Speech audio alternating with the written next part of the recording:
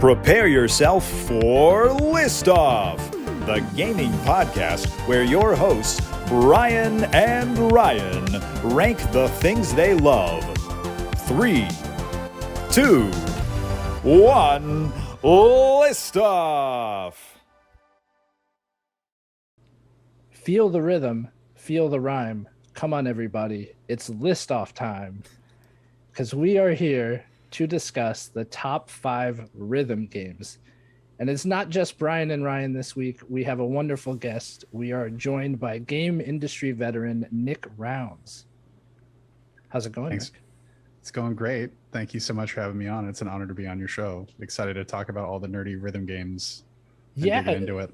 I cannot wait. Thank you very much for the list suggestion as well. It's funny when you had suggested it and when you agreed to come on, it's one of those situations where like I knew you had worked in the gaming industry, but I didn't know to what degree. And then hearing that you worked on rhythm games, I'm like, geez, we really landed the perfect guest for this episode. So yeah, it's funny because my very first game that I ever tested was The Sims. I worked on The Sims 2, specifically the Seasons expansion and also the Pets expansion. And then also there was a laptop version of that.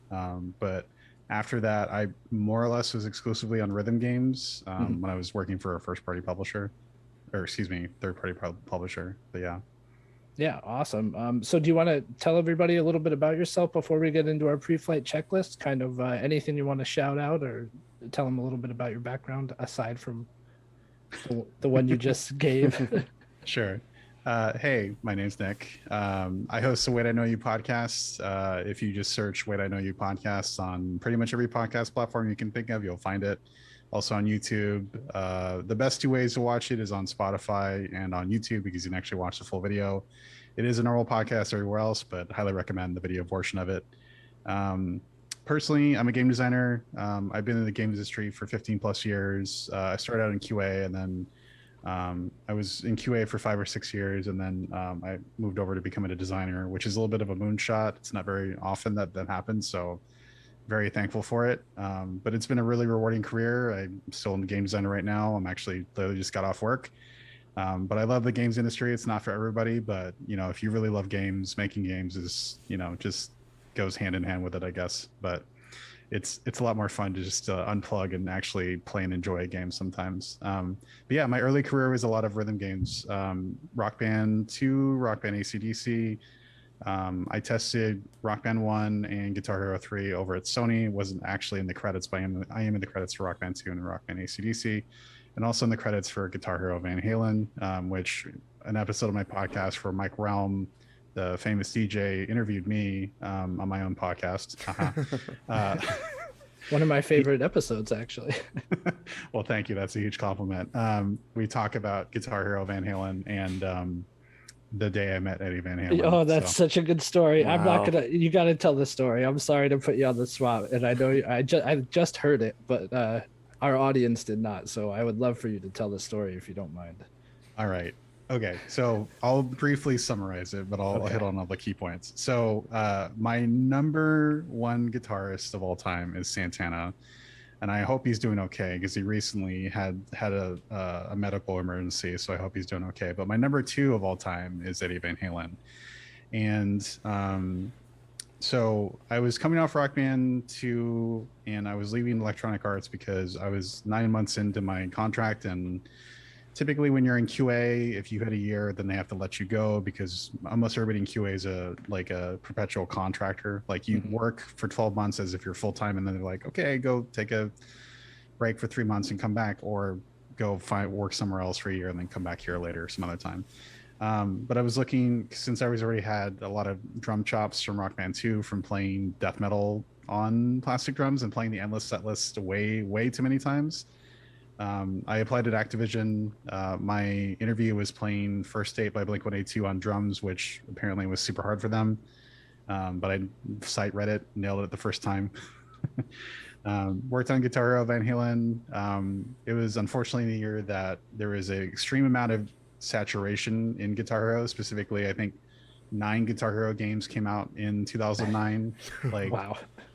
Guitar Hero Greatest Hits, Guitar Hero Metallica, like just rock, Guitar Hero 5, Band Hero. Like it was way too oversaturated. And that was also, if you remember, the years of the recession. So expensive peripherals plus recession equals Nick no longer has a job. So the entire studio got laid off. But we shipped Guitar Hero Van Halen. And one of those days, Eddie was not happy about the way that his character looked. And so he actually wanted to show up in person. So the day that he was supposed to show up, we got told by Top Brass, like, hey, Eddie Van Halen's going to be in the studio. Do not be weird.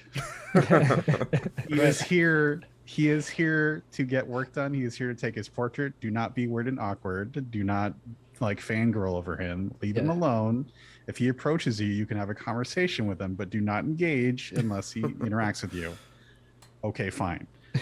The problem is that Eddie Van Halen's my number 2 guitarist, and you know, I don't know if you've ever been in line to like meet a famous person, or like, you know, it's that weird thing where you start having, like, I have anxiety, and so like if I'm about to meet somebody that I'm like a huge fan of, I have to do like okay, at least try to think about what you want to say to them first, like if you actually get the opportunity to do so. And so obviously with Eddie, it's just like, can we talk about 5150 guitars and amps and all the cool stuff that you have? Right. You know, like that's what I wanted to talk to him about. And so I keep hearing, so he's in the building and he's, you know, flown in from SFO and he's in the building, like our crap little office building. I found out later that the office building that we were at in Redwood City was actually the old Hudson Soft building. I don't remember. Oh, cool. I don't know. Anyway, tangent. But so I kept hearing from other people that just anecdotes and stuff, and like just hearing more and more that like he's like the most normal dude ever, and like very crass and very funny. And Greg, one of my coworkers that worked in localization is when you translate the game in different languages. Eddie goes over to Greg and they're like, oh, this is Greg, he does localization. I'm about to swear. So earmuffs. He's like, Greg translates the game into different languages. And the first words that Eddie's mouth are, do you know how to say fucking Dutch? And something like that's hilarious. So it's throughout the day, and like I know that he's getting his portrait done and like he's getting his, you know, his in-game model fixed or whatever, but like I've not seen him at all. Like I'm purposely going to the kitchen to go get Diet Dr. Pepper, which I don't drink anymore. I'm now of a LaCroix boy. Each their own. Anyway, so I'm kind of like hopeless at this point. Like it's 5:00 and I assume that he's already off on a jet plane. He's gone. He's back to LA, whatever. So, and you've spent all day wandering the halls, seeking a little bit. My other coworkers are like, "What are you doing? Stop being a weirdo." So, famously, our studio, it was like a studio of like 200 people, but it was mainly dudes. Typical games industry, unfortunately. And the funny thing was is that the office building, so there was a bathroom upstairs, but the main bathroom that pretty much everyone used, that you just didn't go to the upstairs bathroom. That bathroom in the main bathroom was 1 urinal, 1 stall. And so the joke is that the seat never got cold. And so one of my coworkers is leaving the bathroom as I was going in to use the bathroom. And so I go to the urinal thinking I'm by myself, because even when the stall door is closed, it still looks like there's nobody in there. So I start using the urinal. Mid pee, from the stall, I hear, "Is this the only shit you guys got in here?" Jeez. And I don't know who it is because I've never heard that voice before. It's like a really rough and gravelly voice. Yeah. So it's like in dude code, you don't talk in the bathroom. So I didn't reply. You know, especially when I'm in pee, I'm like, I'm not having a conversation right now.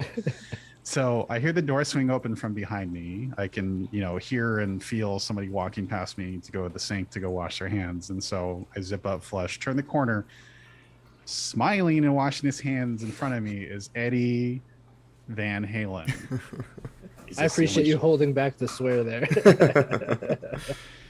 Is this the only shit you guys got in here? So then whatever conversation I had in my head about what we wanted to talk about together, of like talking about his, you know, doing the solo from Beat It with Michael Jackson, from doing Eruption on stage, from just touring everywhere. Like all of that went out the window. For the next, 3 to 5 minutes, we were literally in the bathroom talking about poop and poop privacy, like just literally the most normal thing ever. And that's all we were talking about. And that was it. That was it. Awesome. Wow. That was the conversation I had, and rest in peace. So it's weird. It's weird to have that thing where it's like, yeah, I could have talked about guitars, but I had that conversation with them. So it's like this weird thing where it's like, it's like if you meet the Queen of England, you like talk about like marshmallow peeps. It's like, we talked about peeps. Yeah, it's the weirdest thing. Yeah. Just such So- funny circumstances there, man. Because like I've been there where, you just all you do is seek out that person, right? And it never works out quite the way you plan it. But it's a good story, dude. Thanks.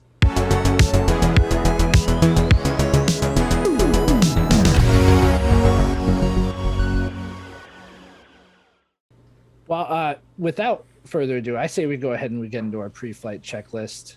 So, Nick, you've been playing any games this week? I have. I've been playing Overwatch 2, which is hilarious because I was a huge fan of Overwatch 1, and I actually don't like Overwatch 2 so far. Oh, wow. And Oh. it made me reinstall Overwatch 1 to remember why I love Overwatch. So it worked. Yeah, So- it's been funny. What don't you like about Overwatch 2? So the funniest thing about Overwatch 2 is that it makes me realize like how good the sound design of Overwatch 1 is, and like how much I'm mentally trained to not actually look at my meters, but to listen to the sounds that are happening. Right. So when I hear Orisa gasp, I know it's time for me to pop either a shield, to pop the hard shell, Sure. so that I take less damage. Same thing with Mercy. Like if I can hear the way that the healing wand or ray or whatever the hell it's called is like making certain sounds or whatever, like that's how I know to change up my stuff. Like it's really weird how much of my play style and my effectiveness in battle is affected just by the sound, and that's a testament to the sound designers over at Blizzard. So what's been interesting about playing Overwatch 2 is like there's a lot of sounds that are just straight up missing. Right. And there's other things like I've been playing a lot of Halo Infinite as well, and Halo Infinite's so good about their sound design as well. Definitely. And so it's funny like how as a game designer I can't shut my brain off of like, why is this affecting me? Like why is this so effective in battle? Like what about this sound design is so effective in terms of just like quickly telling you the information that you need to know in order to be reactive to in the moment. And what's really funny too is that like even though Overwatch feels slow, weirdly it's a little bit more twitchier than Halo. Like the Halo jumping feels more floaty, and some of the shooting feels a little bit more floaty Right. compared to Overwatch. And so like going from Overwatch to Halo, I feel like I was in the batting circle with a donut on my baseball bat, like swinging, and like I just took it off. I was like, wait, Halo's really easy now. So but yeah, overall, like I think I'm excited for the new characters, and like some of the things that they're testing are interesting, but yeah, I hope they get there. I mean, I'm pulling for them, and again, Yeah. it's just a beta, so we'll see how it goes. But that's what I've been playing recently. And I think they're like folding it all in, right? Like even Overwatch is now gonna be Overwatch 2. That is Yeah. going to be the only version of the game you will be able to play. So yeah, I hope they figure it out for sure for all those Overwatch fans out there. For sure. Yeah. Yeah. So how about you, Brian? You play any games this week? Yeah. So chugging away at Demon Souls. Yeah, buddy. And yeah, I'll give you an update. So I was having a hard time with that flame lurker, so I moved Yeah. on to the next place, which is like oh man, it's like the prison, valley? right? Oh, is it the prison? So yeah, the yeah, prison, yeah, and yeah, then and then you like I beat the boss there, and then you move Mhm. on to this like really up high portion with of the gargoyles. Gargoyles are everywhere, Yeah. which they're pretty simple. And Right. then I go down in this big chamber all the way down into like I assume it's some sort of poison swamp, which is just horrendous to be in. And there's every manner of thing trying to kill you. It's pretty So bad. I played that for like 2 tries and then left, and I moved on to the next place.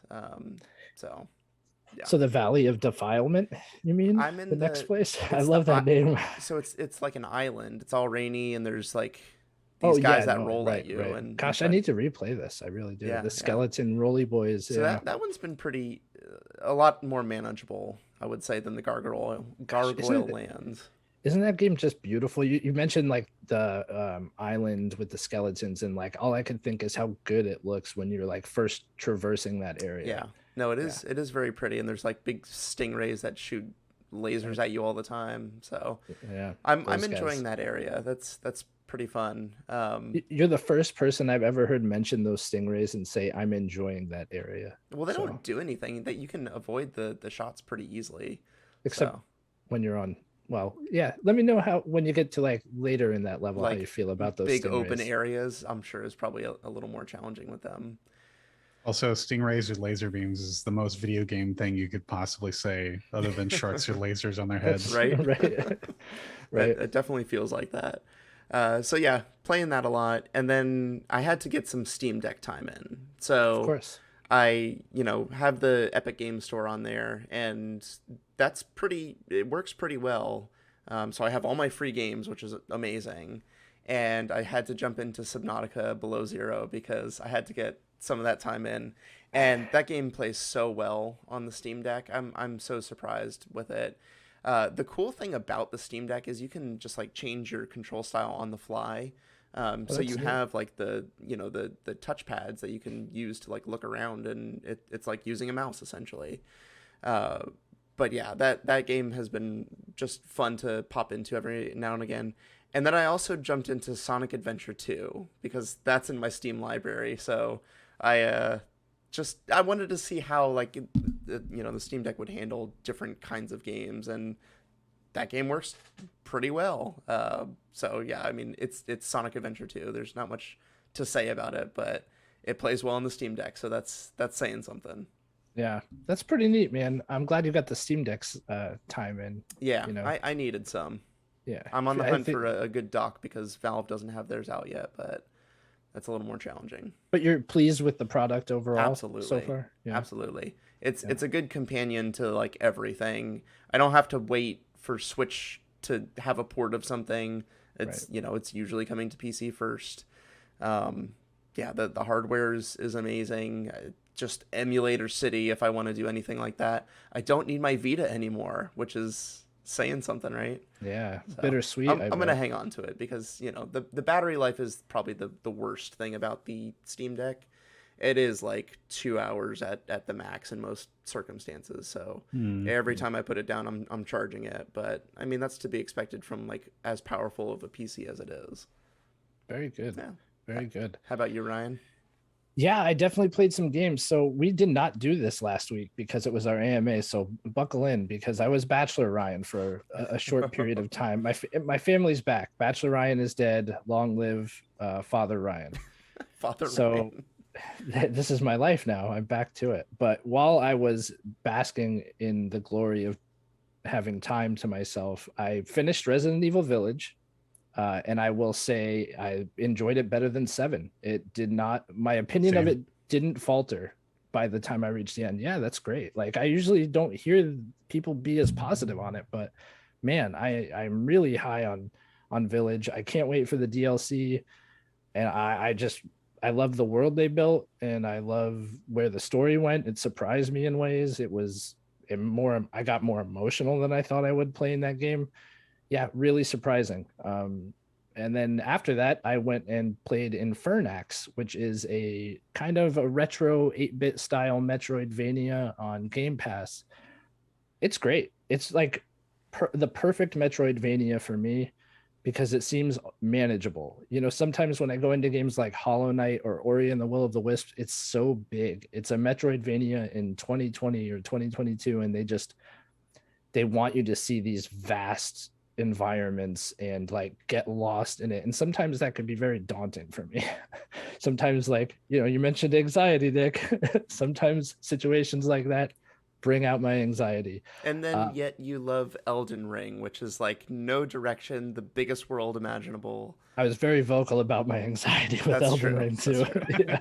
That's why I've not played that game. Yeah. And I don't like open world games typically, but this was so manageable and it felt nice, and it was like a maybe 6 to 10 hour Metroidvania. I loved it. So many nods to Castlevania in Infernax, and really cool leveling systems, magic systems, and everything. Like, even from the get-go, it's apparent like this is a map I'll be able to explore all of.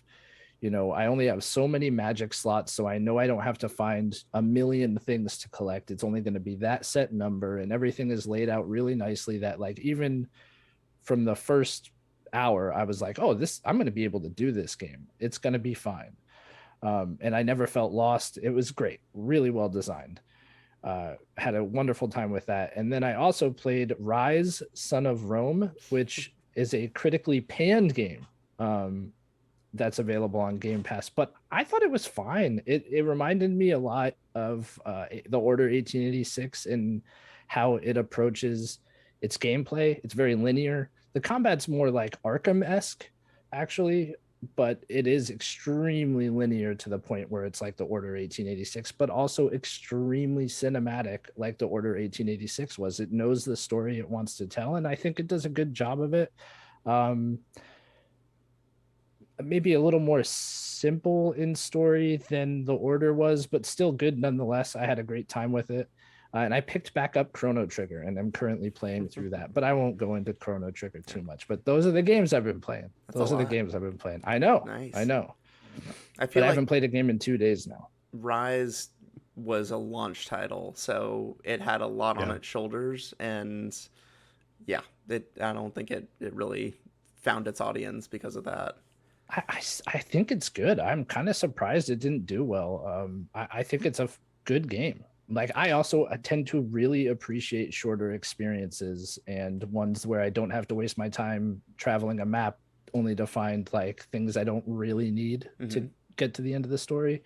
So I appreciated that how linear it was. Like, it hit with me, and it looks phenomenal.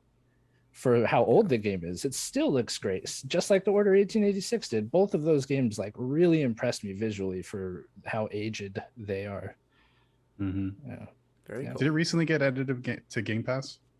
I don't know if it's always been on there, but it's there now if you want to play it. Okay, yeah, because I saw Mike Bithell from Bithell Games say that he just played through it recently, and it was funny because I had an Xbox One and I played Rise. I was like, that was fun.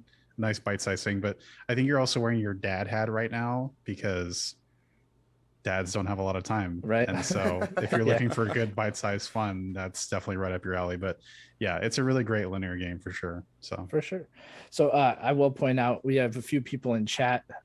Colby says my number one rhythm game will be The Last of Us because he knows me, and that game typically scores pretty high on my list. The part where the radio's playing when Joel and Ellie are driving. Yeah, that counts. I don't know if that counts. But we're gonna get into our list. Yeah. So without further ado, I say we just go ahead and get right into it. All right.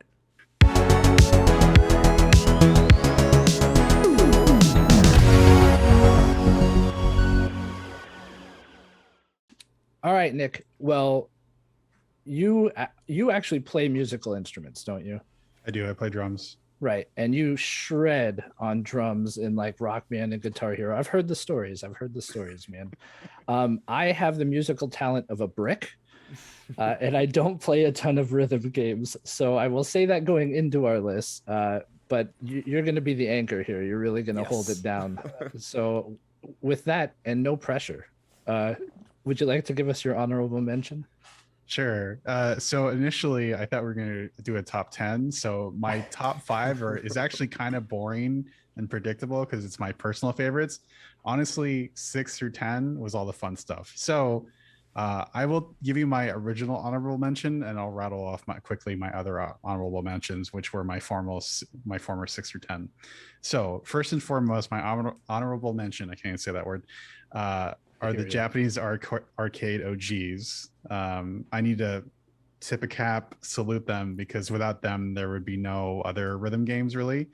So I want to shout out Beatmania, DDR, Guitar Freaks, and Taiko no Tatsujin in terms of being some of the Japanese arcade OGs. So Beatmania is more or less what Guitar Hero 3, like we literally hired somebody on Guitar Hero Van Halen who was like a championship Beatmania player. Wow. Just because he was the only person that could actually play Eruption without missing any notes. Same thing with Guitar Hero 3. He could play Through the Fire and Flames without 100% FC. Like, Wow. it's wild. TDR, obviously the OG, and then Guitar Freaks, which is the precursor to Guitar Hero, and then Taiko no Tatsujin, which is, you know, if you never played that in an arcade before, it's a super fun drum game, and Nintendo has it. There's a bunch of different variations of it, but I love the arcade stand-up version of it with Namco and Bandai. Very cool. The other ones I want to shout out, which were formerly on my list, were some twitchy games like Thumper, from Drool. That game is a lot of fun. There's also a lot of derivative games like that. Specifically Frequency, Amplitude, Rock Band Blitz, and Rez. Those are all important games, but sadly did not hit my top 5. And then last 3, Elite Beat Agents, which is a underrated Nintendo DS one.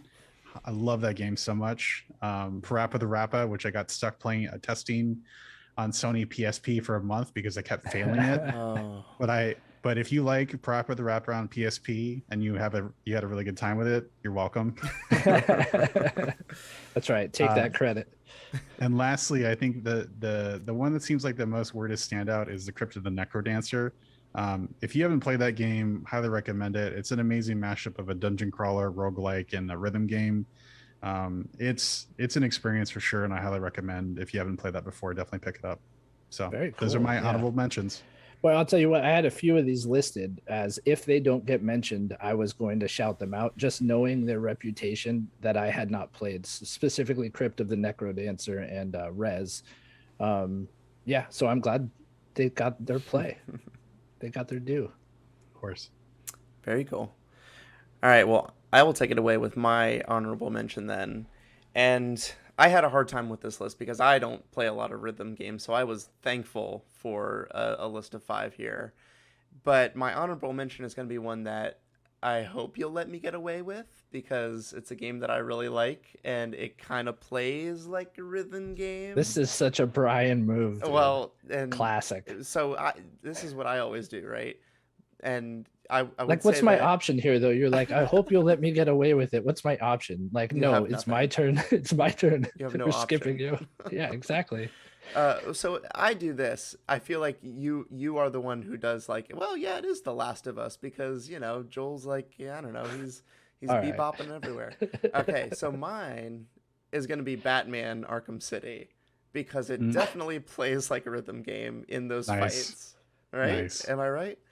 You're not wrong, but like, people say this about games all the time, and it is not true. They're not rhythm games. I would absolutely say they're rhythm games, because you're fighting and you're hitting a cadence, and you have to keep with that timing. Look, only one of us in this room is a game developer, and he seems to be agreeing with you. So I think I'm wrong. I give you a free pass. Perfect. Well, yeah, because if you're tapping buttons and you can only mash buttons a certain amount of time before you have to hit the Y button, and you have to start including gadgets. I mean, you could argue that, like, it's as much as a fighting game as it is a rhythm game for sure. So I definitely agree. Perfect. The mechanics are there. It's my honorable mention, Ryan. It'll be fine. Fair enough, Brian. Fair enough. That's it? Yeah, that's all you got to that's say? it. All right. Oh, I just want to shout out that John in chat brings up a good point. I could have The Last of Us on my list. Oh, jeez. Because in 2, she plays the guitar. There are definitely rhythm sections of The Last of Us Part 2. Yeah, that's I true. agree. I missed opportunity. It is the most basic of rhythm, but yes. Yeah. I was going to bring that up, but I didn't want to send us down the rabbit hole of talking about how Seattle's featured in The Last of Us 2, gosh. and that everything that's in the game is in my neighborhood. So yeah, Right. Oh my, I got to tell you, like, I lived out there for 3 years, and this is something I talked about on the show when we did a whole episode dedicated to The Last of Us. And I haven't been out there since 2008, and like seeing these landmarks, like the library and like just all the neighborhoods that I used to frequent, it was like going back home. You know, it was cool. It was really so well realized. Yeah. Anyway, there's that rabbit hole. So moving on to my honorable mention. My honorable mention is a game called Ragnarok.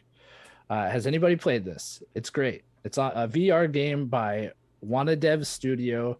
You're like a drummer on a Viking longship, and you're kind of setting the beat for the people to row. And how far you go is dependent on how accurately you hit the drums. It's all like a Viking rock and metal soundtrack. It's really, really cool. And the things coming at you are like these runes on a plate that you have to hit. So it is like that similar layout to Guitar Hero, you know, hit the notes when when it's at the proper position.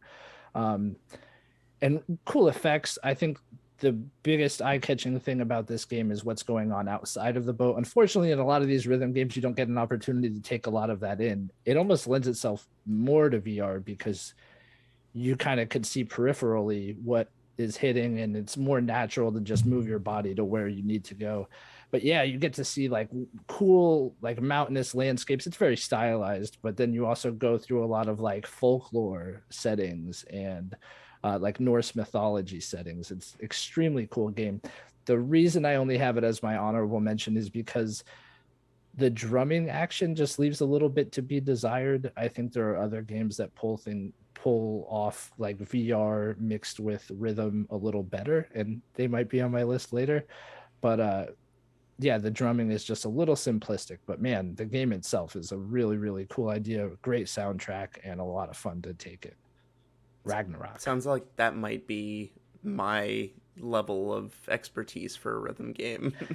It's also a little wonky though. Like the timing is tough to get. Like I mean, I'm also not a drummer. You know, Nick's probably like, okay, buddy.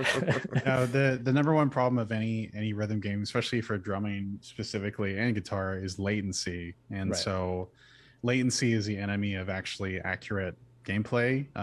It's funny because with Guitar Hero 2 and Guitar Hero up to Guitar Hero 2 on Xbox 360, like most people had CRT televisions still around that time, but then around the time that Xbox 360 came out, everybody started getting flat screens like 720p whatever. But then the problem is that like latency became a huge issue, and so similar with VR is like if they haven't fixed a latency issue, or if your latency's off, you're gonna have a bad time, and it feels like you're missing notes even though you think you're hitting them. So that's always been an issue. Yeah, that's a good point. It's probably what it was. Definitely wasn't my rhythm. I can dance. I'm one of the cool kids. Watch me shuffle. Yeah. No, I mean, I'm actually not a bad dancer, but like for some reason I cannot play any instrument whatsoever. But you can play the triangle. Don't short sell yourself. Maybe only if I had to hit it once. So all right, Nick, go ahead if you got your number 5 lined up. My number 5, since we're talking about instruments and actually playing them, I think is actually a huge deal, because in a lot of ways it's the complaint of what a lot of actual guitarists have about Guitar Hero, is that playing guitar isn't actually playing guitar. It's good for stretching your fingers and doing a fingering exercise, but in terms of actually like knowing how to fret correctly, you know, Right. not overplaying stuff, so on and so forth, the answer to that question is Rocksmith by Ubisoft. And so the fact that you can actually plug in a real guitar to your PC, or just straight into a console, and actually play guitar and have it mostly match up, even if you're just yelling into your pickups and the actual vocals, which is hilarious. I don't know if you ever seen the YouTuber The Do, but I think he actually he has a song on Rocksmith, and one of the first things that he ever did was just like yell his solo into the pickups, and it actually did it because it picks up pitch. Oh wow. But it was really funny. But yeah, no, Rocksmith is amazing. Like, I don't love their UI, but the UI makes sense if you're actually a guitarist and you understand it. I suck at guitar. I'm much more of a bassist. I have bass fingers. I have sausage fingers. So these are much more better for drumsticks and bass. I'm wholly in the camp of the rhythm section for the rest of my life. But yeah, Rocksmith is fantastic if you either really want to learn guitar, or you already know guitar and you want to get way better at it, or just really enjoy playing actual guitar. Rocksmith is awesome. That is pretty cool that you could learn it through this game. Can you learn bass as well, or is it like exclusively guitar? I think you can. Yeah, I think there's bass as well. Bass tracks, and yeah. I never actually tried bass on it. I only play guitar. I believe there's bass on there, but don't quote me. Yeah, no, there would have to be, because I, like you, have sausage fingers. I have attempted guitar and ukulele, and I bought a ukulele thinking I will learn to play this. I don't know why I thought that was a possibility. I don't. Yeah, guitar is a really delicate instrument that tears up your fingers, and it's takes a lot of patience. Drumming and bass has a lot more lenience and wiggle room. So yeah. Yeah, absolutely. Good pick though. Good pick. Nice. I've always wanted to try Rocksmith for actually learning it. I had a buddy who got it and he got pretty good with it. So I saw it working, and that was pretty cool to see. So it's a good pick for sure. My number 5 is Dance Dance Revolution, because this is the game that, you know, you go in the arcade, you have whatever games that are available to you, but this one was always taken up. People are always playing this game. It's such a fun experience. You can do it with, you know, other people, and I'm really bad at it still. You know, this one, I think, so straight up, I don't have any Guitar Hero or Rock Band on my list because I am horrible at those games. Like, every single instrument I cannot do for whatever reason. But for Dance Dance Revolution, that made a little more sense because I think I can move my feet easier than I can move my fingers. So I always ended up doing a lot better with that. So yeah, Dance Dance Revolution. I think it's that quintessential like arcade experience for me that also kind of elevates it. Yeah, and then, you know, the fact that you can kind of go head to head with someone, I guarantee I would be, you know, in second place in all those, but it's still fun. It's such a high energy thing that you're doing. So yeah, Dance Dance Revolution. All right, Brian, next time you come visit, we are going to an arcade that has DDR. Sure. I will pay money to see you shuffle your feet on that bad boy. Like, we'll go head to head. I'll do it with you. Oh yeah, I'll do it with you. You will beat me. This is another one of those games that you'll destroy me in, but I don't know at least about I'll that. have fun doing it. Well, it's my number 5 as well, is DDR. Oh, okay, cool. Yeah, because it was like an entire era of Yes. the arcade, like late in the stage of arcade's life. But man, every single one of them had multiple DDR machines, and like you said, they were always taken. Yeah, it was funny. Like, yeah, I've got, like, I can dance, right? I'm not being facetious when I say this. Like, I actually can dance, but like DDR does not care that I can dance. Like, DDR wants you to dance in the DDR way. And man, I always felt a little embarrassed going up there and definitely did not do well. That's why I think this lends itself well to all the console ports and being able to play from your home. Because I had a lot of fun at parties where someone would like pull out DDR in the mat and like everybody would just get drunk and play some DDR and have a good time. And yeah, man, this is definitely one that needs to be mentioned when you talk about rhythm games. And Nick, you mentioned it as well, so I know we all probably have fond memories of this one. Yeah, I really suck at DDR. I am like a baby giraffe in high heels trying to play DDR. To me, DDR is a foot stomping simulator. Yes. The home version of it with the track and field mat is a lot more forgiving, Right. because especially if you're a little sauced, you can slide as opposed to like lift and tap into the actual pad. But yeah, totally agree. Super fun. Yeah, it's a good one. It's a good one. All right, you want to tell us your number 4? Sure. Again, it is actually related. So I shouted out DDR as the OG because I need to pay respect to that. However, I don't know if you've ever seen this in an arcade yet, but Dance Rush Stardom by Konami, which is the evolution of what DDR kind of always wanted to be. If you've never seen Dance Rush Stardom, it has an LED dance pad that actually responds to where your foot is. The biggest thing about it, I don't know if you're familiar with the shuffle dance. If you've never seen the shuffle dance, it's the easiest explanation is Party Rocking by LMFAO. Yeah. You know, every day I'm shuffling. Oh, of course. So the dance that they do immediately after that is a shuffle. And so Dance Rush Stardom, you can actually shuffle and it responds to it. So it responds to both your feet, them moving across from each other, you sweeping your foot across the gamepad, you're actually dancing. And if you can just YouTube videos of people actually playing the game. It's wild because they're like sideways, like moonwalking, shuffling, like doing really intricate dance moves to the point where like if you took the game away, they'd still be dancing. but Right. they are absolutely killing at the game, and it's so insane. So, I mean, you know, in the early days of DDR, like the thing that you're always blown away by is people that can hit like the top hardest songs and like, you know, Right. without flinching. Similarly with Dance Rush Stardom, like what's interesting about that is like when you're watching somebody at the top of their game play that game, like they just look like they're dancing, and they're like one of the best dances you've ever seen. So it's kind of, I think that's why I picked it, is because it's an amazing evolution of what DDR always wanted to be. Yeah, that sounds really cool. I have Yeah. never seen it, but I will seek it out now because yeah, DDR, like you said, has a certain look to it when you're good, and it doesn't necessarily look like dancing. No offense to anybody who loves that It game. does look like foot stomping. Yeah, yeah, but you just made me think of another game that I won't mention in case it's on anybody's list, but I can't believe I overlooked it. Anyway, I think I know what it is, and it's you going to be might. my number 4. let's hear it. Wii Music, right? No, No? no, That wasn't not it? at all. Oh, No. man.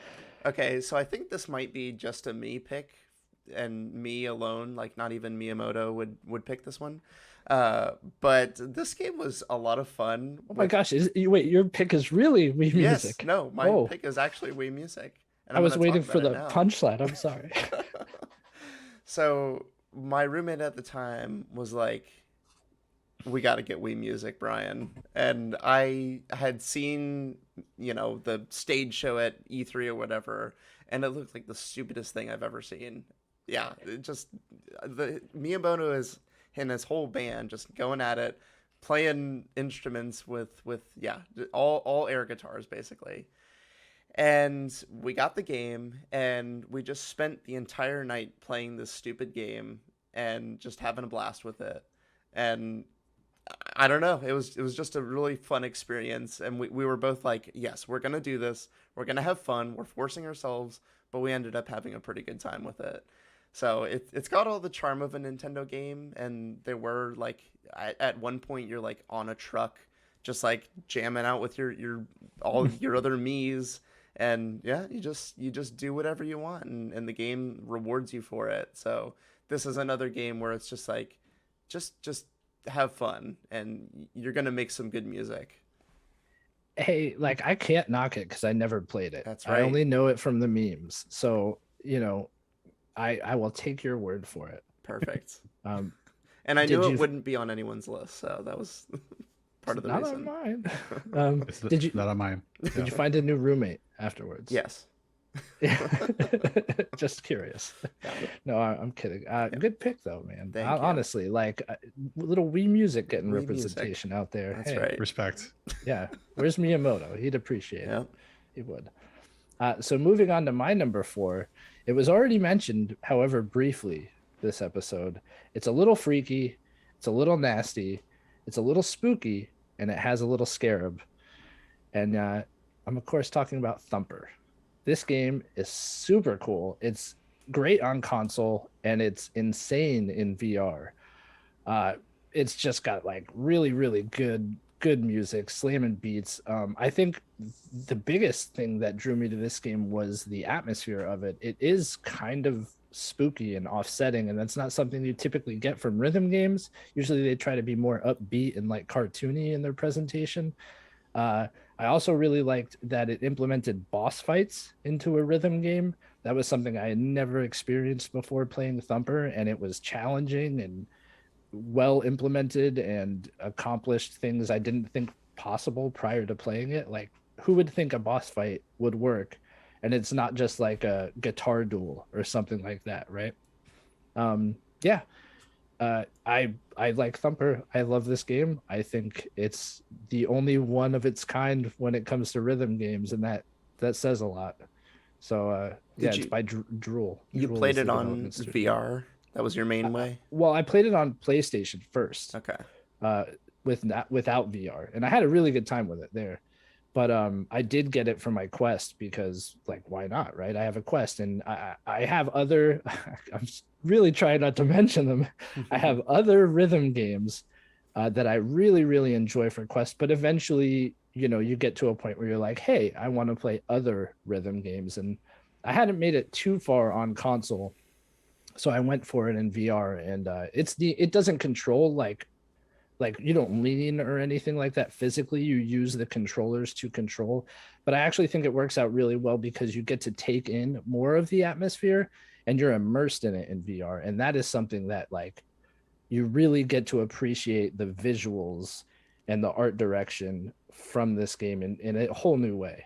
I mean, it's an incredible looking game, and I don't know if that really comes across that well in the console version. Nice. So- Yeah, getting Thumper. the full perspective view is just incredible in VR. Totally agree. Yeah, it's neat, like spooky but neat. All right, so that's that'll bring us to our top 3. Nick, are you ready? You're not going to believe this, but what we just talked about is related again. And I think I'm going to crack the seal on the game that you keep teasing about, but not actually saying. So I'm just going to go ahead and say it. My number 3 is Beat Saber. Oh, And it's, you said it. You said that thing. he said the thing. Yeah, so Beat Saber, obviously, I think it's the greatest, a great marriage between the strengths of VR and also is actually a really good workout, weirdly. I highly recommend if anybody wants a really fun way to work out, Beat Saber is actually really good about it. Yeah, even though the Tonight Show and Jimmy Fallon have, done those bits to death, and like there's so many memes of people playing Beat Saber with ridiculous stuff, like at its core the game is super fun. I mean, playing with lightsabers, like come on, as a rhythm game is incredible. But yeah, like the first time I played it, I'm like, this is awesome. But when I finally got a Quest, I was just like, this is so much fun, so immersive. But yeah, that's my number 3. Yeah, great pick. I will say no more about it, but it is a wonderful pick. Very good. All right. Well, my number 3. So I was gonna ask you, Ryan, if playing Thumper on a phone is an acceptable way, because I noticed that that's on the App Store. I mean, we're sitting with someone who develops games for phones, so do you think I will say no? Well, one game that I actually really enjoyed on phone was Sayonara Wild Hearts. This game was a lot of fun. I got it when I think it came out when the Apple Arcade came out, and that was like one of the big games they were pushing. And the game looks really cool. I think that's probably one of the strongest things going for it. The style is just is really out there and very neon, very colorful. And yeah, the music is really good at the same time, which I think is probably one of the most important things for a rhythm game. But yeah, I think the style really does it for me on this. I mean, you're moving very quickly, which also helps with just kind of the visualization that you've got going on there. You do get to take in the sights, which I know sometimes doesn't happen in the rhythm game when you're too focused on hitting the beats, at the right time. But I think this game rewards you for just kind of looking out there and seeing what's coming. And it's pretty forgiving, which is good for someone like me who is having a lot of time, a hard time with a lot of these games. But yeah, Sayonara Wild Hearts was, one of those quintessential phone games at this point for me. When it's built from the ground up for a platform like that, it tends to do really well. And I think this is one of those great examples of that. So, yeah. It's on console too, actually. Yeah. Interesting.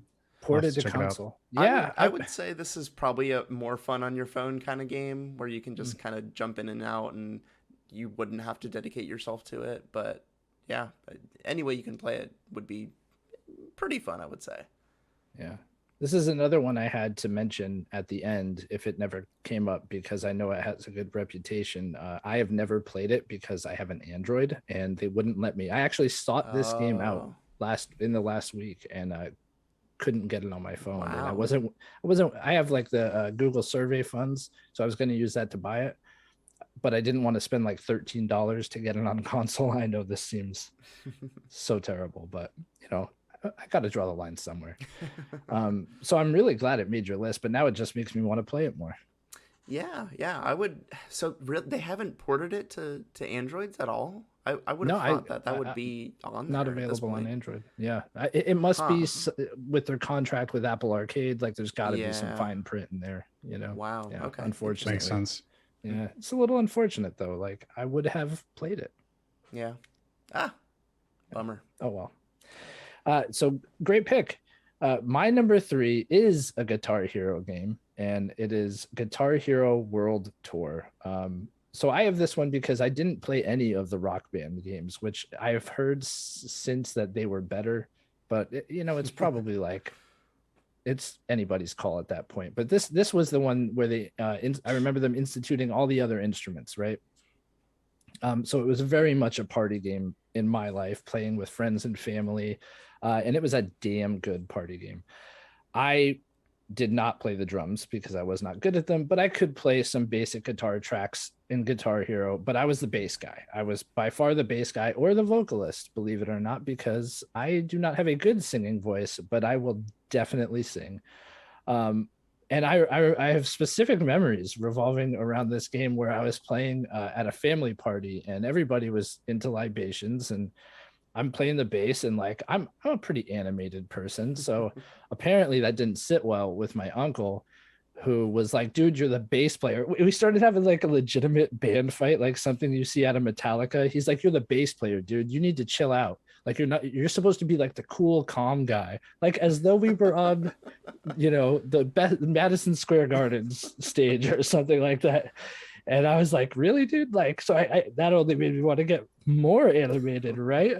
So things degraded quickly. It's definitely a memory. I had a great time. I don't know if he did. I can't answer for him, but yeah, man, this game's a ton of fun. And yeah, it's one of these Guitar Hero games were all so good at making you feel like you could do this thing that I have never been capable of doing in my entire life. I'm, like I said, terrible at playing musical instruments, but this made me feel like a rock star. And like, that was a really, really good feeling. Not to mention the track list was insane. I think there were like 86 songs in total on this, ranging from Beastie Boys to like 30 Seconds to Mars. I mean, they had everything on here, and yeah, ton of fun. I'd still play Guitar Hero if I had all the peripherals, to be honest with you. Yep. Did you have any favorites of the track list?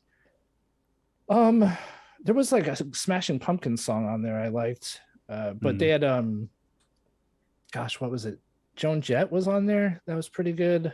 Yeah, I mean, nothing comes to mind as like the standout favorite. I enjoyed the Beastie Boys track, and I think they had like Blink 182 on there too, if I'm not mistaken. But yeah, they had that's actually what I played was Blink 182's First Date on drums. It was nice. I had to play Guitar Hero World Tour to get the job for Activision. Nice. Wow. Nice. Was that your favorite from that game, or do you have a favorite from that game?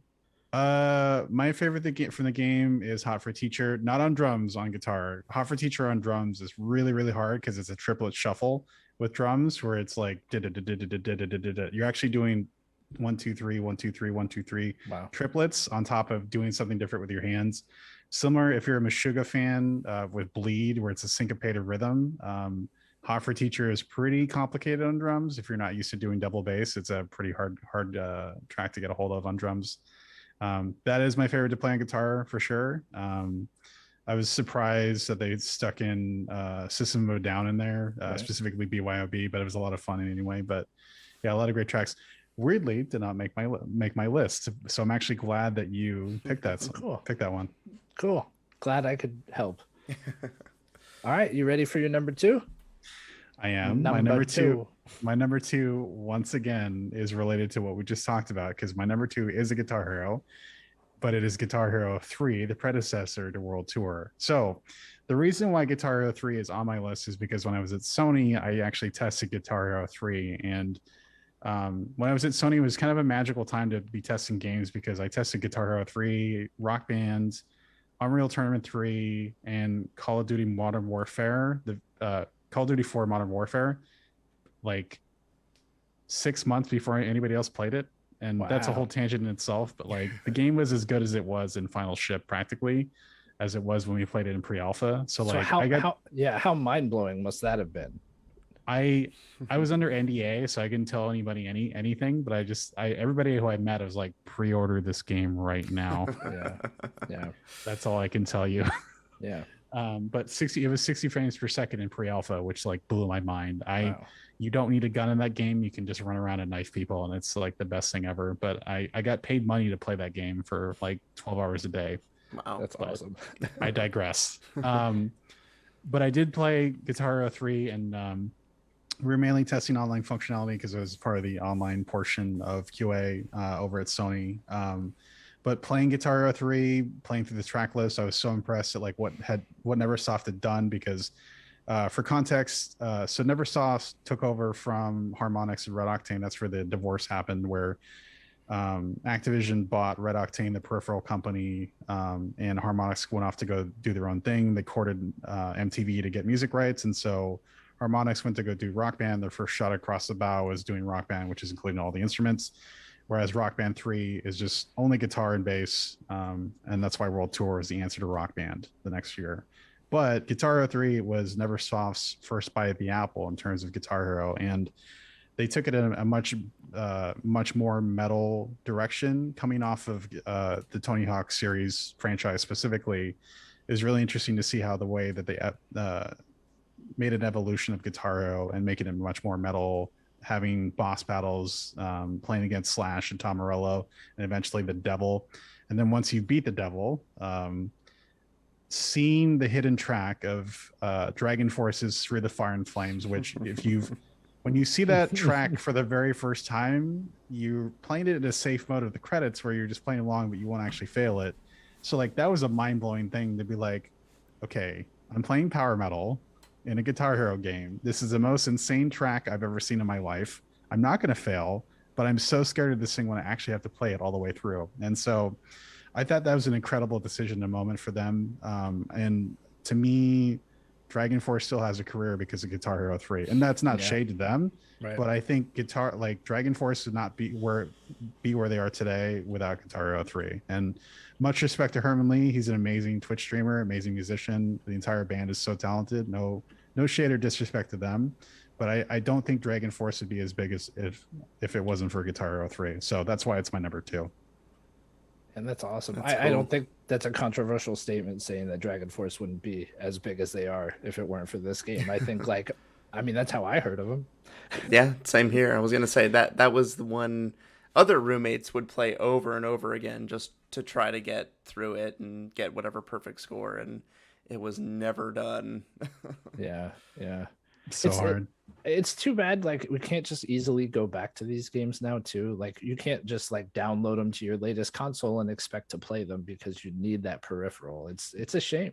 I feel like they're lost in some ways, and it's if you go to Goodwill, you can find That's a whole true. set. Sometimes you can, but does it work? Well, and I don't want to blow anyone's list, but didn't they come out with new Guitar Hero and Rock Band games 4 years ago, where it was you could download songs and play them? Oh, it was like a live service. Like a live kind service of thing, one, right? yeah. So, I mean, And it seems like they Rock Band 4 you tried. Okay. Oh, yeah. nice. And there was DJ Hero too. Oh, I don't want to blow anybody's list. I'm sorry. Right. I don't have it on there, but I actually love DJ Hero. Yeah. I don't have it on there either. Yeah. The first one's incredible. The second one, not so much, but the first DJ Hero was actually done really, really well. Yeah. Nice. It's cool. It's a good idea, right? It's a great idea. Mm-hmm. So is it my turn? Yes, sir. it is. Okay. So my number 2, already mentioned, but I had a lot of fun with this one, is Beat Saber. Ryan, you're the one who showed me this game, let me play it for the first time. And I had that experience. I remember playing it, and I was getting 0. I was not doing anything. I was not hitting any notes. And I forget what you said, or I needed to take a step back, basically, and hit it at a different line. And then when you told me, this is how you do it, it made sense at that point. So, but yeah, that was just, a lot of these games do lend themselves to VR. It's getting that full perspective, everything happening in the peripheral vision. That's a really cool part of these games, just to be living in that world. And Beat Saber, I think, does that really well. You almost feel hitting those notes with the lightsabers. And I think just just the music that's involved, the tactile feel of those controllers. There's so many things going for it, and you know they're still doing stuff for this game. It's the game that I had the most fun in VR, I think, at this point, and I've played, you know, Half-Life Alyx, but I think for a video game, this one is pretty magical, I would say. Yeah. I mean, it's pretty great. You know, this, and I love you, Brian. I mean, no offense by saying this, but seeing you play this game was the first time I recognized that you feel so cool when you're playing Beat Saber, but you definitely don't look cool. You're saying I didn't Beat look Saber. cool? Not you. I'm saying, like, I probably look the same as you playing it, you know, but like in your head, you're like, oh, check me out. Yeah, exactly. But you're really just like standing and moving your arms up and down. But in your head, you're like feeling the beat and you're just going for it, man. Yes. Yeah. No, you looked real cool, man. Oh, yeah. The magic of a game can put you in the flow and makes you feel like you're like actually really doing stuff. I mean, I'm going to go out on a limb since you already talked about Batman Arkham Asylum. Yeah. I would argue that if you're going to use that to that line of reasoning, I would say God of War from Santa Monica Studios is a little bit of a rhythm game as well, because the way that the axe comes back and the way that it feels so good. Yeah, it does. Yeah, doesn't it? Oh my gosh, man! Feedback goes a long way when it's implemented correctly. Absolutely. Yep. So that's your number 2. Well, it's a good pick. As for my number 2, Brian, kick, punch. It's all in the mind. If you're gonna test me, I'm sure you'll find. I'm not gonna go do the whole thing, but I could because my number 2 is Parappa the Rapper. This was the first rhythm game I remember. Apparently they existed prior to this in arcades in Japan, maybe even in the US, but like this is the first one I remember playing and loving. It was just so cool and unique. This was really what started it all in my mind. Like this is when you saw this new era of rhythm games being introduced to the public. Like this was, now all of a sudden DDR is a thing, and they're seeing what they could do with this rhythm mechanic, and you get Guitar Hero. I feel like it really did stem from this game. It was the 90s. This game just had a ton of fun with its songs, and they hold up surprisingly well. It had just memorable characters, goofy characters, had fun with its setting. The whole aesthetic of this game was about having fun. And underneath that aesthetic hid the fact that it was actually very, very difficult. Like perfect timing difficult with some of these tracks. But it was presented in such an appealing way that you didn't mind sitting in and just going back into it and back into it and back into it. And it was, the songs were catchy enough. And yeah, man, I love Parappa the Rapper. And it had to be high up on my list because in my mind, like I see it as this introduction to the rhythm genre, right? And I don't know, did things exist prior to this, Nick, that you're aware of? I mean, was it actually the first, or maybe just the first console rhythm game? Since say I know that offhand, I'd have to go Wikipedia it. Right. I assume that there's been a couple of things before that.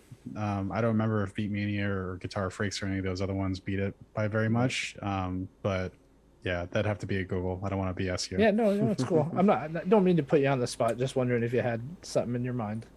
Yeah, I'd much rather have Wikipedia tell me I'm wrong later than me actually put my foot in my mouth now. So. Well, I'm curious now because I'm sure the first rhythm game was like on the Atari 2600. Pong is a rhythm game, right?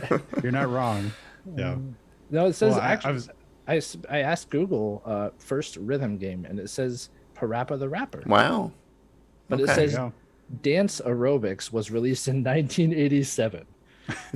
So apparently there was something called Dance Aerobics that allowed players to create music by stepping on the power pad from track and field. This is all news. Wow. Yeah. There's DDR right there.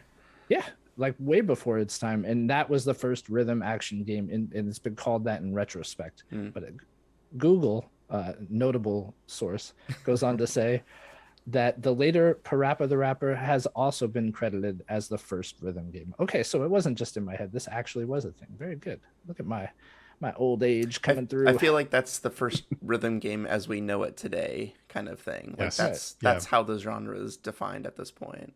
Yeah. Cool. Very good. Yeah, definitely in terms of a note coming across and then you having to have a timing with it. Yeah, without that, you wouldn't have Guitar Hero. And then also on my list, Elite Beat Agents, which is a fantastic game. Highly recommended, or at least like YouTube it. It's a lot of fun to watch. Yeah, zany. I feel like that was like the number 2 game on. It was DS, I think. Yeah. Yep. People were like, "Yes, this is the second best game on the DS." Yeah, for some reason that comes to mind. It's got a good reputation. That's right. All right, this is it, guys. This is our number 1. Our number ones. Are you ready, Nick? I am ready, sir. All right, hit us with it. So my number 1 is the only game that I've ever worked on that I will still play.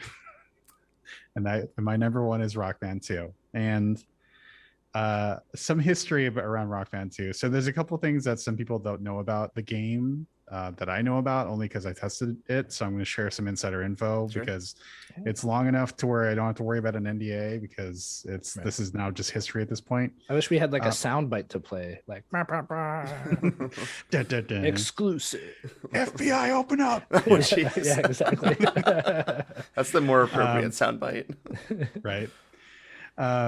So there's 2 things that were in Rock Band 2 that never saw the light of day. The first one is that Smells Like Teen Spirit was actually in the game for a very long time, but got pulled out at the last second and was swapped out with Drain You instead. Later, Smells Like Teen Spirit got put back in as DLC, but I'm guessing there were some legal issues there with the Nirvana / Love Camp in terms of like what could be allowed in there. Let's not pay attention to what happened, the whole debacle of Guitar Hero 5 and Kurt Cobain being an actual playable character that can sing Dave Mustaine's "Hello Me, It's the New Me" of I forget that song. But anyway, the fact that happened and yet that Smells Like Teen Spirit got pulled out of Rock Band 2 made me a little bit sad. Anyway, so that was in the game for quite a while, but it got pulled out last second. And the first couple tracks of Rock Band 2 that I had to listen to for 3 months constantly was Hello There by Cheap Trick and Eye of the Tiger all the time. Those are the initial tracks that were in the game. And for about 2 or 3 months, that's all we had to play.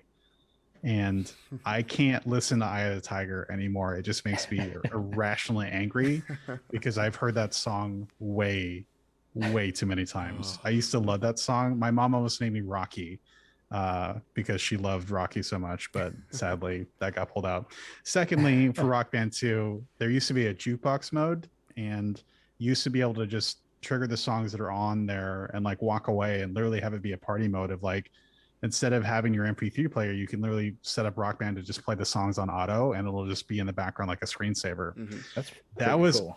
In the game up until like the last couple of weeks, and they pulled it out, which actually made me really sad because it was actually, I used to, on my lunch breaks, I literally would set it up, eat my lunch and listen to the songs while I was on my lunch break. And so I was always bummed out they pulled that out at the last second, but might have been for a legitimate reason. But I was testing it at Electronic Arts in Redwood City. Harmonix is over on the East Coast, and so there is a ton of coverage. I don't know if you've ever looked at the credits for Rock Band 2, but it is massive. I am an ant in an ant colony on those credits. Have fun trying to find me, but I assure you I'm in there. But challenge accepted. Yeah, I had a ton of fun playing that game. I was okay at drums before, but Rock Band 2 and literally getting paid to play drums for 9 months, I'm a better drummer because of it. So nice. Yeah, I still love that game. I'd play it today. I can play most of those songs with my eyes closed, no pun intended, or not even being facetious about it. Like I could probably not even pay attention to the screen and still get 100%. So wow. That is my number 1. Nice, man. So I could definitely see why it's your number 1. Now, Rock Band and drumming, like that goes hand in hand. Like that would be a legitimate way to learn at least some portion of drums, right?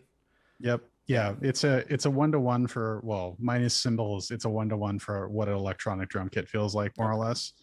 In fact, I think Rock Band 2 was the first one that actually allowed you to plug in an electronic drum kit into the game, so you could actually play with a full set. Oh, wow. With Rock Band 3 and 4, they added cymbal support, so you could actually play a full kit. And then honestly, Rock Band 3 and 4 became an actual legit drum simulator, especially Rock Band 4. There's some amazing, not to plug other people's Twitches while we're on Twitch, Go for it. but Birdman XE, I found him off of TikTok, but he's an incredible drummer. There's a incredible amount of people that play drums, and between Clone Hero, Jason Paradise, who plays Clone Hero all the time, and also just amazing drummers. Like, it's an amazing community, and like there's so many more talented people than me. Like, I'm so rusty, and these people are incredible musicians. So Yeah, I recently made a TikTok account for Listoff, and I get a lot. I was suggested like one drummer, and now it's like what I see. And I actually like I said, no musical talent, but man, seeing people shred on the drums is just special. Like, it just gets your heart pumping, dude. Yeah. Nice. Yeah, very good. Yep. Sweet. Very good pick. Yeah, love it. That was song with Sweating Bullets, I believe, right? yes, thank you. No I was problem. blanking. No worries. All right, Brian. All right. I got another curveball one that I know no one will have, but this is a puzzle rhythm game, and that game is Luminous in any form you want. So the reason I think this is very much a rhythm game is the music is like completely dependent on how you're playing, how you're dropping blocks, and you're having to time with that bar going across, because that's how everything gets cleared. So it has a lot of the same elements as like a Guitar Hero or a Rock Band would, but you're definitely in the rhythm as you're playing that game. You do better if you are kind of sticking with that timing as it's going through. Luminous, one of my favorite games, started on the PSP for me, and went all the way to the PS Vita, and I think that one is available like as a phone game as well at this point. I've never played that version of it, but I would imagine it's you could do this like kind of Tetris style game pretty easily on a phone. But the music is always so good. That first song on the PSP, I think it's Shine On. That's the song that you need, and like I'll play that forever. I love it so much. It's so much fun when the levels actually kind of take over. When the song is done, it just goes into the next song seamlessly, and you just like, that's the whole game, is you're playing until the blocks hit the top. So you're seeing how far you can get, and it's all dictated by those songs. So if you are encountering a new song that you've never heard, that you are getting farther than you ever had. And it's just such a joy, and that music really elevates the experience. So Luminous. And I just double checked. Luminous Remastered is on Game Pass. So Oh, wow. if you want Nice. to play it, it's on Game Pass, Sweet. Brian. It's a good way to play get it on then. that. Get on that. So a few that nobody has mentioned that I know people hold near and dear to their hearts. Just Dance didn't make any of our lists, and that's the one that you made me think of when you were describing. I think it was your number 4, Nick. Yeah. I was like, wait, this sounds like Just Dance, where you just dance and like. He said the thing. Oh yeah, hey, maybe that's why they named it that. Whoa. The best way to play that game is with a Kinect, because I think it shows you the video afterwards of you dancing in front of it. So Oh, that's pretty cool. Yeah. That's not bad. Yeah, I know I use my phone, right? Because they have it where you don't have to, the ways I played it right. is just holding my phone. Right. Yeah. And then another one is Rhythm Heaven for the 3DS. Let's Yeah, that's another good one that I've heard a lot about. I'm surprised nobody's brought up Star Wars Connect with the Han Solo dance. Well, you haven't heard my number 1 Oh, yet. Which is not that. I'm sure to the surprise of nobody. My number 1 is Beat Saber. Yeah. It was an incredible, mind-blowing experience when it first released in 2018, and it has literally only gotten better in the last 4 years. Like, they have now introduced their 5th free music pack. That's free, like 10 more songs for you to jam to. And they introduced new mechanics in the last pack, where the blocks that you're cutting move in different ways. They now have lines you follow in between hitting blocks. It's really neat. And they're just always like finding new ways to make this game viable and make it fun and introduce new, quirks to the gameplay. Not to mention they have a ton of DLC packs for purchase. I purchased the Lady Gaga pack and I am not disappointed. It is sick. Yeah, I think this is, not to mention like how good this is as a rhythm game. You brought up a good point, Brian, about it, where it stands as a VR game. Like as soon as anybody mentions they have a VR headset, I feel like 90% of the people who play VR say you should play Beat Saber. Mm-hmm. Like if you haven't played Beat Saber, that's the game to get. It's like the go-to VR game because yeah, there are things like Half-Life Alyx if you have PC VR, and there are more immersive experiences, but this is the one where everybody can step into it and have a great time. It's just so accessible, and I don't know if accessible is the right word, but it's very approachable. Yeah. It's very approachable, because it's incredible when you're in there and you're hearing the music and you're moving to it and you're cutting these blocks. It's so immersive with that headset on. There's really no comparison. I mentioned other VR games and it just doesn't have the level of immersion that Beat Saber has.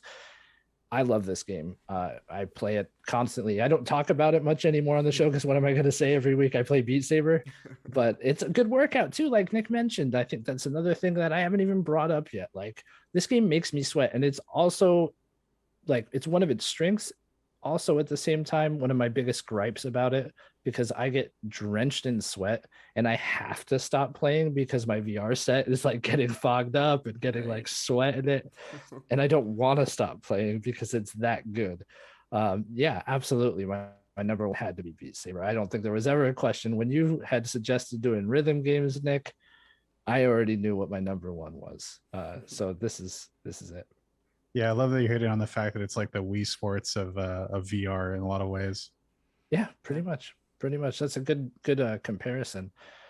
So that'll do it for our list. But before we get into our debriefs, did you want to shout out your socials and your podcast one more time, Nick? Oh, sure. Yeah. So What I Know You podcast, follow me on YouTube, Spotify. You can find me on all the other regular platforms.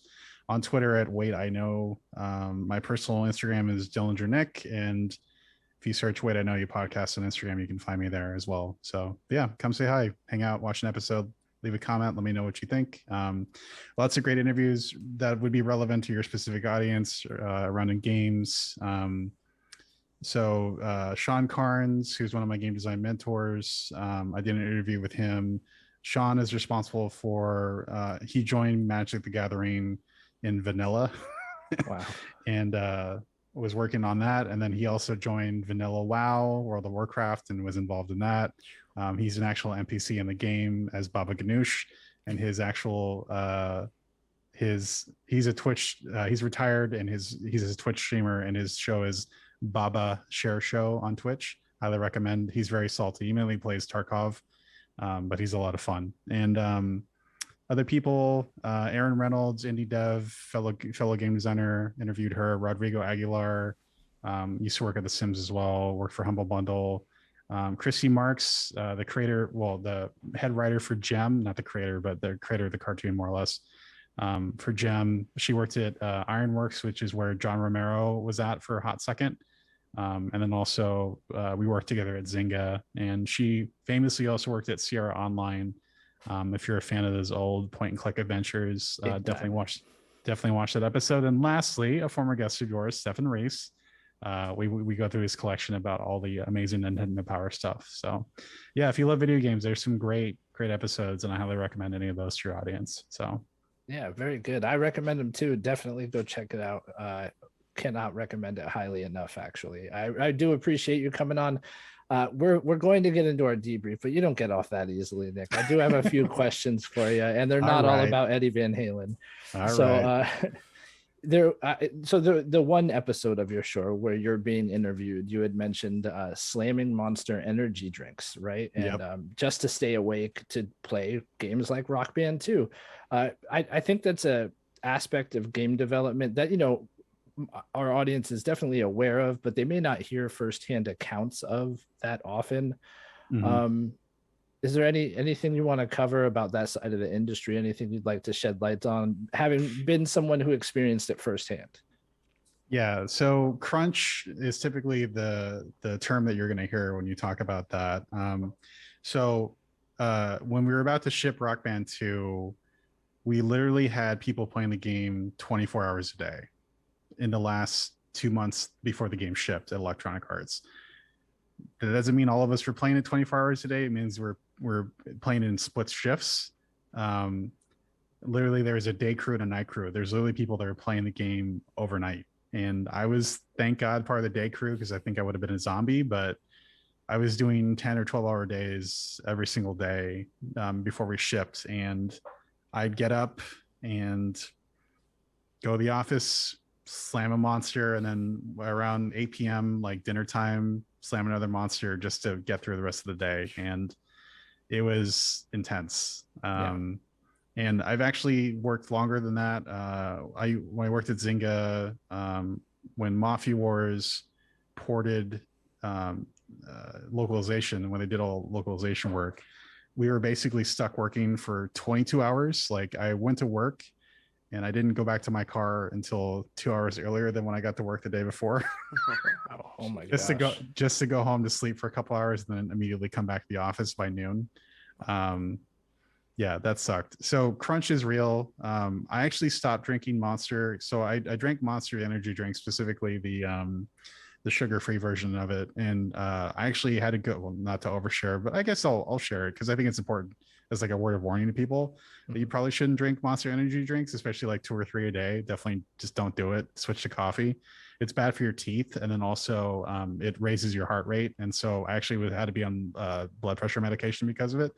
Ever since then, in addition to diet and exercise and just drinking regular coffee, my blood pressure is, fine now. But you'll hear that from people that drink a lot of Red Bull or drink, like, it's just all the stuff that's in there. Like, it's really not good for you. So, yeah, but it got me through it. So it's kind of a mixed bag of like, I probably wouldn't have survived without it. But at the same time, like, I drink cold brew coffee. It's a black tar heroin of the coffee world. So it's a compromise. It means I need good whitening toothpaste, but it also means that I'm not going to have out of control blood pressure because of it. So yeah, we definitely have a few energy drinkers that listen. So that's sound advice. I just had a cup of G Fuel before doing this, but I'm not a big energy drinker. But I wanted to be on my A game, man. Got to get that crunch in. No, it's pretty awful. I do hope the industry finds a way to move on from that. Yeah, well, honestly, in recent years, it hasn't been so bad. And that's part of the reason actually why I'm in the mobile gaming industry, because there really isn't that much crunch. So Zynga had some bad crunch initially, but then they realized that it's diminishing returns, that yes, you can crunch a team, but eventually you're going to burn them out and they're going to quit. And so they realized pretty soon that like weekends are sacred. And honestly, EA went through the same thing. There was, if you want to fund Google wives of EA. Right. If you're familiar with that. Oh yeah. So that's a real thing. And that's kind of where a lot of the conversation in the games industry around crunch culture happened. And so I know that things have changed in the console world, but mobile games, because it's mainly a live service or games as a service, work will always be there on Monday. And so a lot of game companies specifically that make mobile games, it's like, just come back on Monday, it'll wait, go take your vacation, whatever, like work will still be there. And a common phrase is hit by a bus. Like, you need to pass the hit by a bus test, which means that like there should be more than one person that you can do your job, so you can go have work-life balance, go take a vacation and come back. So that way you're actually excited to be at work, because we're making games. You got to be excited. Yeah. We're making games. And so that's the biggest thing, is that like, I've been in the industry for 15 years and like burnout is real, and killing yourself to ship one game is not the way to do it, because this industry is not for everybody. And striking work-life balance, taking self-care time, exercising, eating well, going to the doctor, going to the dentist, taking care of yourself, spending time with your spouse or partner, SO, whatever, your kids, your dog, your cat. My cat is sleeping right in front of me. Like, that's so much more important than a game. And even though the games give people so much joy, you're the most important person. You're the most important game that should be played, which is keeping your stats up if you're into The Sims.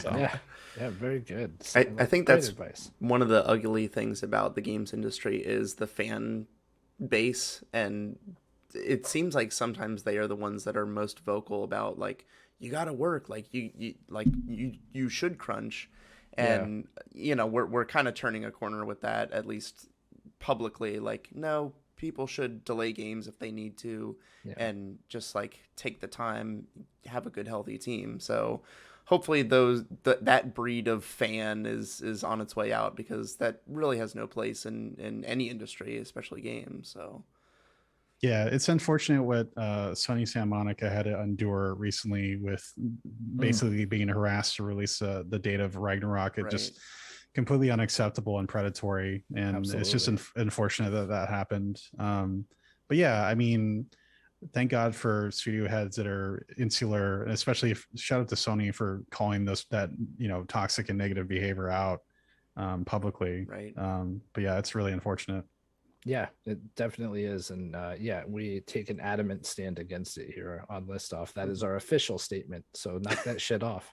That's right. Um, so, from what's your favorite? I'm interested to hear if you have a favorite game to play and if that differs from your favorite game from a development standpoint. My favorite game to play, like of all time, like what do you Yeah, mean? yeah. I Like, guess what's like your sure, your favorite game of all time, or just one that's like an evergreen that you could always go back to. Yeah. I'm um replaying Chrono Trigger, but it's actually uh not something I have played often. I haven't mm, played it in like 25 years, for example. But like we all have that game. Like I could go to Wind Waker anytime. Mm. I will play Wind Waker right now if you dare me. So just something like that. That like it's like your comfort game, if you will. Super Mario RPG for sure. Sweet. All Oh, right. I knew Brian was gonna be Yeah. happy, dude. I mentioned it when I was talking to Mike in that episode, but yeah, I used to. So I never actually, as a kid, I never actually owned Super Mario RPG. I only rented it from Blockbuster. So I'd literally get off school. My mom would take me to Blockbuster on Friday night, like get a movie, get popcorn, and I would rent Super Mario RPG. I never actually owned it. And so I'd get home and I'd start playing, and then I would play all day Saturday, in addition to whatever time I got on Friday. And then Sunday was kind of like the final treks of like actually trying to knock out the boss, and get everything. Gino's my boy. Got to get that laser top tier. But yeah, the game was so much fun. Like it was funny because like I had played other turn-based games, but they never really resonated with me. Just like the skinning of it just made it click of like why turn-based RPGs are actually really awesome. And so just again going back to music, like the little music mini game in that game, like how the inns and the towns felt, like it was so just incredible design, the snarkiness of the characters, how much of a jerk Bowser is, and like the sword guy or Smithy. Smithy, yeah. um it just wonderful writing, wonderful design, wonderful mechanics. Like it's a perfect game to me. I absolutely love that game so much. Yeah. So that's definitely my pick. And is there one from a development standpoint that you're just like in awe of what the achievement is, or anything like that? Well, I would say a recent note. I definitely say, yeah, like the God of War remake for sure. I was really impressed at like how well polished that was, like how much it was digging into lore, how it was an incredible evolution of like the mechanics from David Jaffe into like taking it really seriously. And then also I was completely like I really didn't, so might be a little bit controversial. I actually hated the first Last of Us. I didn't like it at all, but Last of Us 2 is probably one of my favorite games that I've played in a very, very long time. In addition to like the level design, like there is a point where you're going to this empty apartment in the international district, more or less, of like that's where it's located, and you're opening and unlocking a drawer, and then you get ambushed. Mm-hmm. The first time that happened to me, I happened to have a shotgun on me, and the person I turned around and blew their head off, but it blew it off at their chin, and I realized that they have like like actual like gore mechanics, and I was so shocked that their head was missing that I got killed because I wasn't shooting everybody else. I was like, What? Yeah, yeah. It's not just like a fall over after you get shot. Yeah, animation. Yeah. Right. And like that's the thing that like really surprised me, like how brutal. I mean, in addition to just like the opening spoilers, you know, the opening of the game in terms of what happens, Mhm. and especially the ending. Good Lord, what a slog. Oh, Yeah.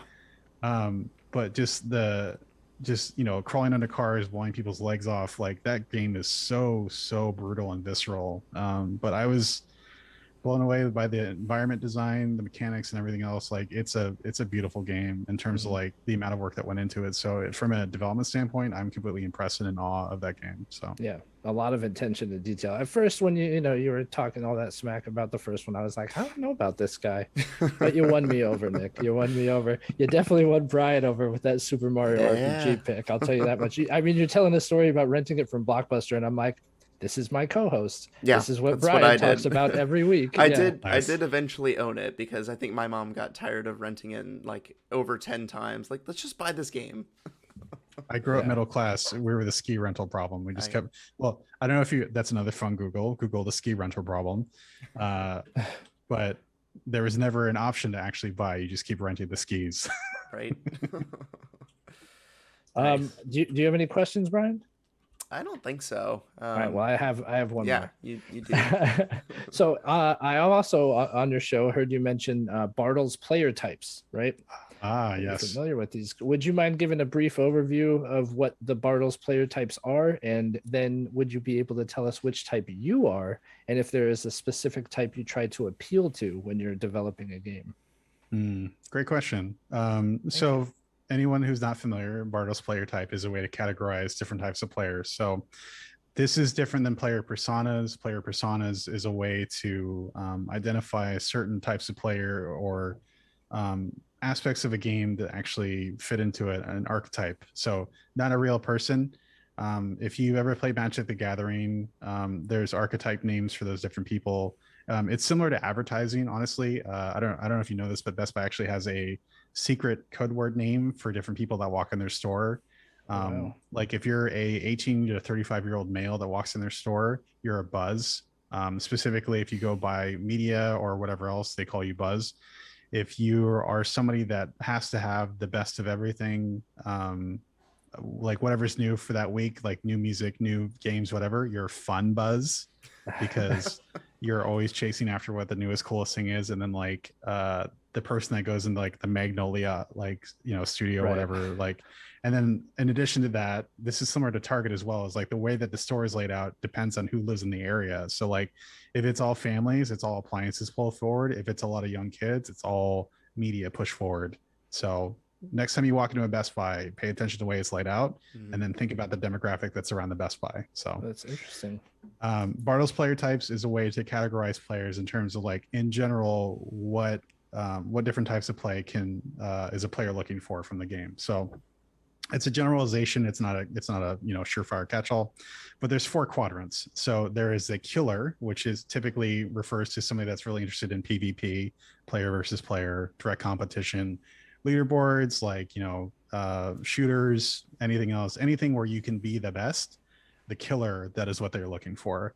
The next one is the achiever. So the achiever, no surprise, it's somebody that might be similar to the killer, but what's the most satisfying to them in the game is actually getting something that's super rare to get, whether it's an actual achievement, if it's getting to a part of game that's really difficult, if it's beating Halo 3 on Legendary, and getting, you know, getting the samurai sword, the Hayabusa samurai sword for, you know, getting 1,000 gamer score and everything. Not that I've done that. I did that.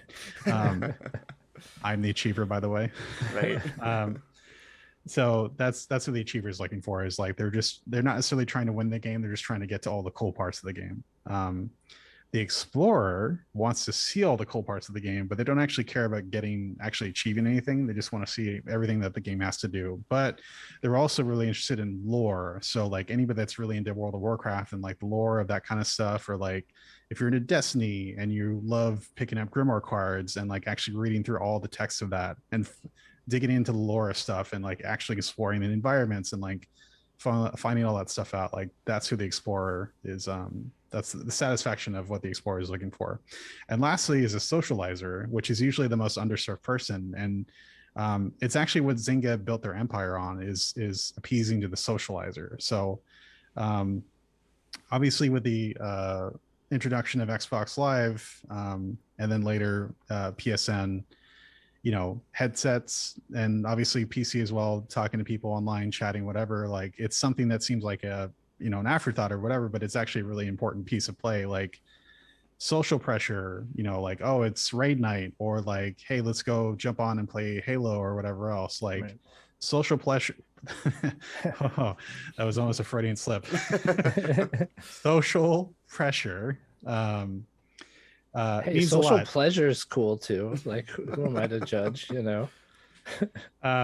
But if you're not into single player games, and if you actually really enjoy multiplayer games, specifically like PvE stuff where you're actually like raiding with friends or whatever, like some of the best times I've ever had is in doing Vault of Glass in Destiny, or the Dark Below in Destiny 1. Like those are two of my favorite raids of all time. Had a ton of fun with that. Friends for life because of that. Or perfect friends for life with perfect strangers because of it. Nice. So that's who the socializers are chasing after. So that's a way to categorize that. Sorry, I apologize. What was the second part of your question? No, just you're the achiever, so that answered Yes. one part. But is there a certain type that you appeal to now with your game development? So we don't typically try to. So the reason that it's used as a game developer is we use it to audit the features in the game to see who is it actually appealing towards. So if there's any portion of the quadrant that gets lopsided, like if you have a lot of stuff for killers, but you're missing a lot of stuff for socializers, that's an easy way to be like, hey, we need to include, friends, gifting, just different features. And so as a game designer, I put my hat on and say, okay, so we're a little bit toothless in the social space, or we can be better about exploring and just trying to think of ideas that can appease more towards these players. So with every new feature that we create for a game, we're always chasing after like, okay, who is this for? Why are they going to love it? And like, who's this feature appeasing? Right. So that's cool. Kind of lets you know like what you're lacking too, if you can add a feature for another demographic. And yeah, maybe if you lean too hard into one, it could influence like how you advertise a game as well. That's really interesting. I had never heard that before hearing about it on your show, so I definitely wanted to hear a little more about it. Oh yeah, absolutely. And lastly, the biggest advice I can give to anybody that wants to be a game designer is never make a game for yourself. Unless you're an indie dev, by all means do it. But I made slot machines for a long time. There's still slot machines on the floor of Vegas that I worked on. But the main demographic of slot machines is older women. It's a 60-40 split of older male to female, but it's typically 55-year-old plus women, like retired age or whatever. I am not that. But if you want to be a good slots designer, you have to wear that hat. And so, not to say that my mom is the end all be all, but like I'd use my mom as like actual like point of reference. I'm like, hey, do you like this game? Like, how does it make you feel? Oh, it's too confusing. But internalizing who your actual core demographic and audience is one of the most important things as a game designer that you can do. So it doesn't matter if you're not the core demographic, you should always know who your player is and make sure that you make the most awesome game that you can for them. So that's really good. Yeah. So don't let yourself get in the way of exactly of the product. Yeah, man. Very cool. So I think that'll do it for our interview. Thank you very much for humoring me and withstanding my questioning. Of course. Without further ado, I say we go ahead and get into our debrief.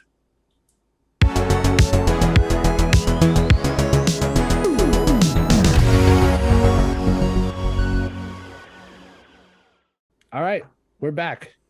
Nick, why don't you go ahead and debrief us? Never gets old. Every time. Missing my briefs.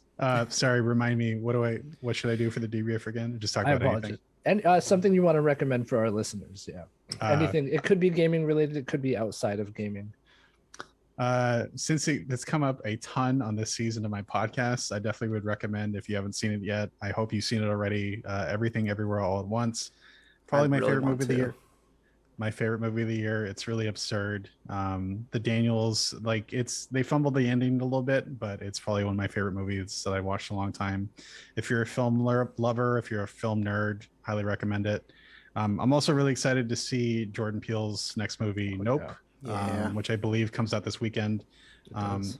I know that Us didn't really resonate as strongly as Get Out did, Sure. but I still really enjoyed Us because it was set at the Santa Cruz Beach Boardwalk in, You know it. in Northern California, which just amused me to no end. But yeah, I'm really excited to see what he does with Nope. I think he's hitting a really strong stride, and I love the types of movies that he's making recently. So yeah. Definitely go watch that. No, I think that's great. I did watch Multiverse of Madness, so that basically counts, right? As everything everywhere else. No, I'm just kidding. I do want to see Nope as well, though. I do, definitely. All right, Brian, hit us with it. Yeah. So forgive me if I've mentioned this one before, but No, I will not forgive you. It's an album, Memory Cards. Have I talked about this one? I don't think so. It's some lo-fi beats of Cool. video game music. So there's a lot of Zelda, there's a lot of Mario, there's a ton of other games out there. Artist is Eluzai, Eluzai. I'm not familiar with this artist at all, but it popped up on my Spotify and I really liked it. But yeah, I was not really familiar with lo-fi at all, but it's some good, just like very chill music. So I figured this would be a good one for our rhythm episode here. But check it out. There's a lot of a lot of the songs will use sound effects from the games. So you'll get like fairy sounds from Zelda, cool. or just like fireballs, like just blipping out there every once in a while for Mario songs. But check it out, Memory Cards. Yeah. It's weird that they would mix in like a Hadouken into a Mario song, but like, there were a couple games that I was just like, I'm not familiar with this, but I'm sure the people are very happy that these sound effects are in here. Oh, Very can I cool. plus one thing really quickly? If you're into video game stuff, search for Glasses with a Y on YouTube. He does incredible video game covers, and he's collaborated with T-Pain. He's an incredible pianist, just incredible. Sweet. T-Pain is actually like a really cool guy too. Live streams and like very outspoken about the music industry and like the downside of it. Yeah, I was really surprised when I found him online as well. Right. And like, yeah, interesting fella. I'll have to check out Glasses. But my debrief is The Boys. Go watch The Boys. Look, season 3 just wrapped up. You now have 3 juicy seasons to watch. And I would recommend doing so. If you like superhero movies or stories or comic books, watch The Boys. If you don't like superhero movies or stories or comics, go watch The Boys. It is satire. I was going to say satire and then satirical. So it's satirical in the best way possible. If you have a stomach for gore and the obscene, you will definitely enjoy it.